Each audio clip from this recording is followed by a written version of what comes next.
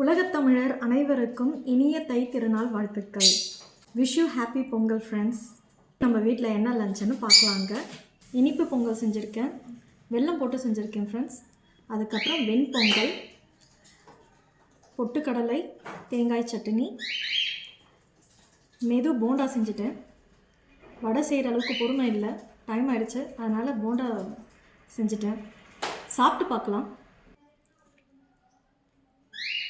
இனிப்பு பொங்கல்,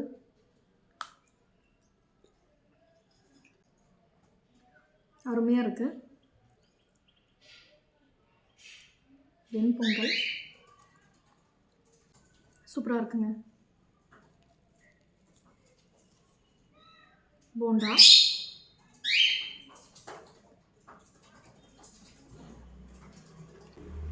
அடுத்து கரும்பு வச்சுருக்கேன்.